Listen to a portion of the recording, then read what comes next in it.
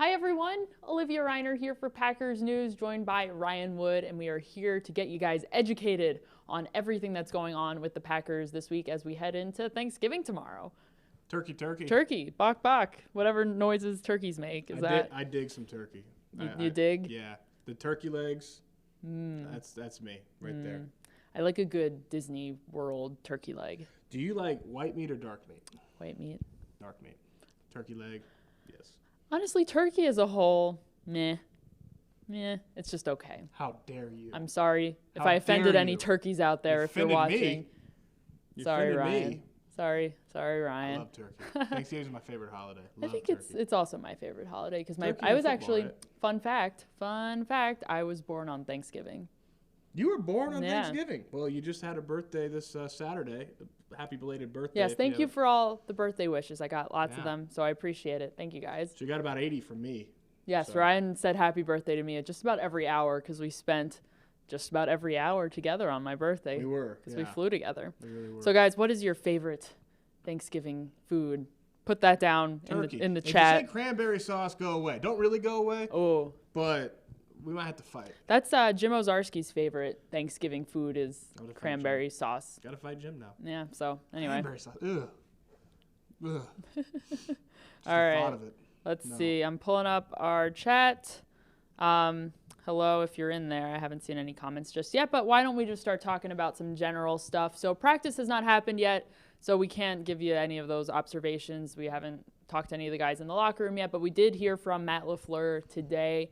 And probably the most interesting and important piece of information that we have for you guys is what he had to say about the offensive line situation for this Sunday's game against the New York Giants. So Brian Bulaga left the game early on Sunday against the San Francisco 49ers, and Alex Light slid in his place at right tackle.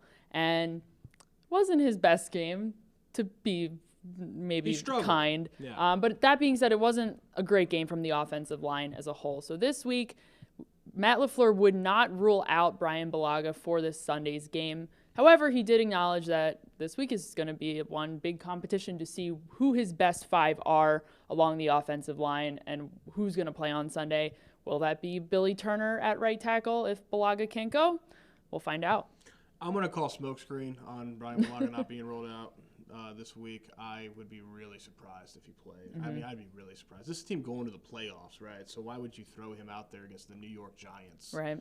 if he's anything remotely less than 100%, right? I mean, I'd be really surprised. Been surprised before, so, keep that in mind. But, clearly they're going to be looking at all options there. He said he wanted to get the best five out there. That's the goal. So who the right tackle is this week is right now on the depth chart. It's a big question mark, and they'll fill that in as the week goes on. Also worth noting that with Cole Madison headed to IR, the Packers had that empty roster spot, so they opted to bring up Josh Niemann from the practice squad. I don't know a whole lot about him, but I think he's another offensive lineman. Maybe he'll get some opportunities, at least in practice. But Is it Yosh or Yosh? Josh rhymes She knows with more than me. Josh. Said Yosh. the press release. I thought since he got here that it was Yosh. Nope. He's a big guy. He's a really big, athletic-looking tackle. He's got that going for him. I don't know anything else beyond that. I just once you're on the practice squad and the season starts, it's so much thought goes into the 53 and who's on the 53. The coaches know him, so that's good for them. That's the all that coaches, matters. The coaches know Yosh. I don't know Yosh. All right, guys. So it's a quieter morning today. We're doing this a little bit earlier than usual, but we've got our friend Richard. Hello, Richard. Thank you for joining us today. He says if the receivers can't get open, we are in big trouble regarding the Packers and some of the receiving issues that they've been having this season so far. It's usually, before Davante Adams was involved in the offense before he came back from the turf toe injury, the Packers were doing a really good job of spreading the ball around and getting it to the open guy, whether that was Allen Lazard or it was somebody else. They were having a little bit more success doing that. Now Davante Adams it just hasn't been the same, which is somewhat of a head scratcher. You'd think that addition is addition. You're adding one of the Packers' best receivers to the mix. what's going on. Because everyone knows, like, Davante Adams is really good. He didn't get worse. He's still really, really good. He's one of the best receivers in the league. So the thing I wanted to know today, and I asked Matt LaFleur, was about Aaron Jones. And I'll come back to this in a second, but now that from the start of the season, the goal was for Aaron Jones to get to this point and be fresh, be preserved, be healthy. He's played every game. He's fresh because they've had a lot of Jamal Williams. And I wanted to know, is there going to come a time when the split back might diminish and you see Aaron Jones more in a predominant role? Matt LaFleur sure didn't sound like he was ready to do that this week. He said potentially there might be a time. He said that he's very confident in Jamal Williams. The 1-2 punch he thinks is the best way to go right now, but he said potentially down the road it might happen. The thing that he did say, though, was getting Aaron Jones more involved as a receiver. And that's where that was a huge strength of theirs when Davante Adams was out. Aaron Jones getting the ball, just let him do his thing out of the backfield or across the formation. We haven't seen that near as much. And so that to me, going into that Chargers game, that was what I thought was going to be a big challenge. How do they implement both? And that entire week, it was kind of shrugged off by this team, like, oh, it'll be all right. It's a good problem to have. Well, it's not been a good problem to have because they haven't figured it out, and a problem's a problem, and they need to figure that out. If they figure that out, and they can have Aaron Jones be a dynamic playmaker as a receiver and a runner, and they can have Davante Adams be Davante Adams, and that's when you see this offense take a jump. But they've got to figure that out to do that. Yeah, I think my biggest surprise about the offense this week, and believe me, there was a lot of surprises. I don't think anyone was thinking that this game would be as incompetitive as it ended up being, was that Aaron Jones wasn't utilized as a receiver whatsoever. Right. Jamal Williams was a lot more. I don't know. My initial thought was that, is he on some sort of load management type of thing? I mean, he hardly touched the ball compared to what he's been doing. He's been on load management all year, right? I mean, all year he's been on load management. And so that's what I was wondering is, when does the load management stop? Because at this point, it's week 13. It's literally Thanksgiving tomorrow. They're in the stretch run. And in the stretch run, when you're in a conference that has 5 teams with 8 wins or more, and seeding is everything, the difference between playing Minnesota, Seattle, San Francisco, New Orleans at home at Lambeau Field or on the road is a huge difference, regardless of who you're looking at. You can throw Philadelphia in there if they win the NFC East. Philadelphia already won a game at Lambeau Field this year. So really, no matter where the seeding is going to be huge. So at what point does the load management stop? And at what point do they just say the offense is better with Aaron Jones on the field? He's probably been the best player on this team this year, and ride that. And it does not sound like it's going to happen this week. He said, Matt LaFleur said potentially it could happen at some point. But for right now, he feels like the 1-2 punch is the best way to go. Mm-hmm. We've got some guys talking about other offensive players in the chat. Brian wants to know, how much longer do the Packers stick with Geronimo Allison? He did not start the game off very well with that drop at the beginning of the game.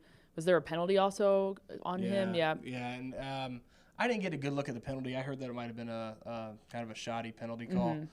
Which I would believe, because these officials have been terrible for both teams the entire season. So shoddy penalty calls are the way it goes. Sure. But still, the drop for sure on 3rd and 4 is not what you want. No. He did have a couple of catches later on in the game, but I think people have expected a lot more from Geronimo Allison this season. I think Geronimo Allison expected a lot more for himself this season. It just hasn't been there. And I've seen people in my mentions and in our Facebook chat who have been very ready to move on from him. Do you see the Packers moving on from Allison, or even really any of their guys currently that they have? Who do you move on to is the thing. Now, I got one idea, maybe Ryan Grant, who is on this team, and they apparently don't know it because he's a guy that's played in this league. He has produced in this league. He's not a superstar by any means, but he's a guy that he can play. Except they're not letting him play. So that doesn't really make sense. Why they haven't thrown Ryan Grant out yet and just said, hey, let's see what you can do. Let's see what you can do. Let's see what happens. Because comparatively, what is there to lose? Other than that, I don't know who they move on to. Marquez Valdes-Scantling has, 1 catch in a month? 2 catches in a month? he had a chance, and it was not Aaron Rodgers' best throw by any means. It was a poor throw by Aaron Rodgers' standards, but he had a chance to make a play for his quarterback in the back of the end zone to get a touchdown. Didn't even try to drag his feet, which Matt LaFleur mentioned that there needs to be more awareness on Monday. So Marquez Valdez-Scantling's really talented guy, hasn't been producing. Allen Lazard has had his moments, and then he's disappeared. Jake Kumaro, same thing, really. Who do they move on to if not Geronimo Allison? Because the answer can't be anybody, because no one outside of Devontae Adams on this receiving core is stepping up and grabbing that wide-open number 2 spot. Mm-hmm. We've also got Levi saying is staying with Jimmy Graham a mistake. I don't think the Packers are going to be moving on from Jimmy Graham until the season is over. No. They committed to him at the beginning of the season when they decided to keep him around for another year. I don't think he's going anywhere, and they're going to make it work. Matt LaFleur has been adamant that they can put Jimmy in situations where he can thrive, and we've seen that in a couple games, but we certainly haven't seen that for the majority of the season. Can they get him back on track to producing at least more than he has been? I wrote about this a little bit last week when I broke down the offense. I looked at every snap, and their 12 personnel has probably been their best grouping this season, and that's not because Jimmy Graham's having a Pro Bowl year, but what Jimmy Graham isn't giving production-wise, he's having quietly there's value with him on the field. And the reason is because he's a guy that Matt LaFleur can move anywhere across the formation, which dictates the look that he's giving to the defense. Now, that's not what you're paying a guy $10 million annual average cap for, is to be a decoy or helping to disguise the offense. You want touchdowns, yards, and catches. But even if there's not that, there is some value to him being on the field because he's his versatility in terms of where he can line up helps Matt LaFleur mask his offense. So they're not going to go away from that. He has had an impact on helping the 12 personnel be as good as it has been because of how flexible he is. It's just the production isn't there. Levi also points out that he'd like to see more of Robert Tonyan and even Jace Sternberger, who was inactive for the game on Sunday. My thought, and I don't know if you are of the same thinking, is that they probably won't have more than 3 tight ends active for a game. So as long as Jimmy Graham, Mercedes Lewis, and Robert Tonyan, their top 3 tight ends, are healthy, I don't see Jace Sternberger being active. Even though he is help on special teams for sure, I don't see him being active and getting that chance to really prove himself as a pass catcher yet. He hasn't had that opportunity yet. And I think people forget that. He's only played, 1 game now, and all he did was block, which wasn't, that's good, that's important. And it was surprising because he wasn't supposed to be able to block. Sure. But that being said, we don't really know who he is as a pass catcher yet in an NFL game. No one has seen that yet. If they stay as healthy as they are and they've got 6 or 7 healthy scratches every week, I think they go 3 tight ends, and those would be their top 3. So I agree with you. If there's injuries, that's when you can kind of, not just at tight end, but injuries across the roster. That's when if they're shorthanded, they can maybe go with an extra special teams guy. But there's just not a role for, because here's the thing. Again, Jimmy Graham, flexibility, but Mercedes Lewis has been really important too. And Aaron Rodgers said it last week when I asked him about why they're so good in 12 personnel. He said Mercedes Lewis is his blocking and the fact that he's a true inline guy. He's almost always lining up in line, whereas you have, when the 2 tight ends are out there, you have Jimmy Graham lining up all over the place. Mercedes Lewis is in line. So you got 2 guys that complement each other really well in terms of how they fit schematically. And that's not to say talent-wise or production-wise, but how they fit schematically. So that's not going to change. We've got a couple comments here, both from John and Greg. I'll kind of lump you guys together. Just talking about Aaron Rodgers and how he's been playing. They both aren't fans of how he's been playing recently. John says he seems like he's cowering in the pocket, running the play clock to 0. Greg says he's thrown off his back foot, not creating space. He's not as accurate as he once was. What did you make of his play? Like, we talked about the MVS throw. There were other throws that we could nitpick, but just generally speaking, does it seem like he's holding on to the ball a little bit longer and putting himself into dangerous situations that the offensive line can't stop guys forever? I mean, the fumble to me was a great example of kind of a nutshell of his season and the reality for Aaron Rodgers right now. he should have gone down way before he ever fumbled the ball. The play was dead. That third down was dead way before he ever fumbled the ball. He stayed alive, and just fumbled. The play was over. There was nothing good going to happen in that play.